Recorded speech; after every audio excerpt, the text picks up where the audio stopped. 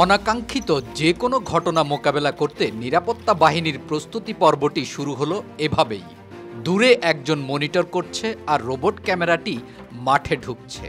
Bomb অপসারণের কাজে সোয়াত team এই রোবট ক্যামেরাটি ব্যবহার করে থাকে।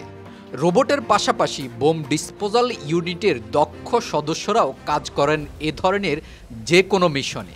2027 এএফসি বাছাই কাপে আজ সন্ধ্যা 7টায় স্বাগতিক বাংলাদেশ মাঠে নামবে সিঙ্গাপুরের বিপক্ষে। আর সেই ম্যাচকে ঘিরে যে কোনো ধরনের অপ্রীতিকর পরিস্থিতি এড়াতে জাতীয় স্টেডিয়ামে চলছে সোয়াত টিমের মহড়া। নিরাপত্তা 100% নিশ্চিত করতে মাঠে উপস্থিত থাকবেন সোয়াতের ডগ স্কোয়াড টিম। ভুটান ম্যাচের কিছু অপ্রীতিকর ঘটনা বাফুফেকে যেমন নাড়া দিয়েছে, ঠিক তেমনি সিঙ্গাপুর ম্যাচের দর্শক সংখ্যাও মাথায় আছে। তাই আগের ম্যাচের চেয়ে অনেক বেশি সতর্ক থাকতে হবে বলে নিজেদের অবস্থান ঠিক করে নিচ্ছেন ফেডারেশন।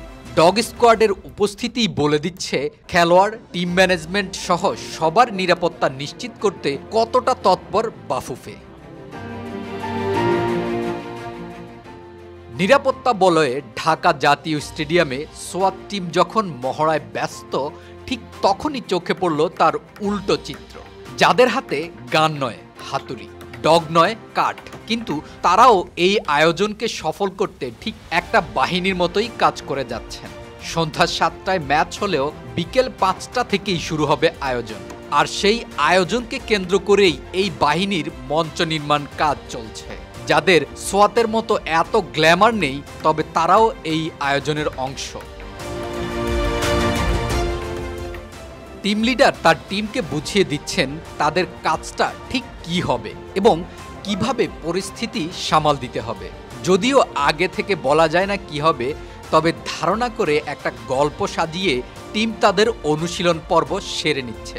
তাই ব্রিফ শেষে স্টেডিয়ামের মূল গেটের বাইরে থেকে শুরু হলো তাদের উদ্ধার কাজ। পিস্তল হাতে 3-4 জন গ্যালারি ভর্তি দর্শককে জিম্মি করায় টিম এভাবেই ছুটে এলেন তাদের রক্ষা করতে।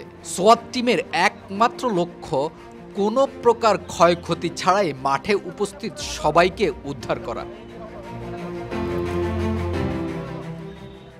সোয়াত টিম মাঠে ঢুকেই দুষ্কৃতিকারীদের গান ডাউন করে হাত উঁচু করতে বলে। ক্রিমিনালরা গান ডাউন করে হাত উঁচু করতেই তাদের ঘিরে ফেলে একদল চৌকস অফিসার।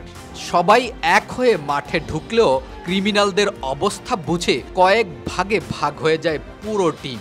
এক এক করে সবাইকে বন্দি করে হাত বেঁধে নিয়ে আসা হয় ভিন্ন ভিন্নভাবে। এভাবেই চলতে থাকে একের পর এক পরিস্থিতি মোকাবেলার লড়াই। যেন নিশ্চিত নিরাপত্তায় খেলা দেখতে পারেন সব ফুটবল প্রেমীরা।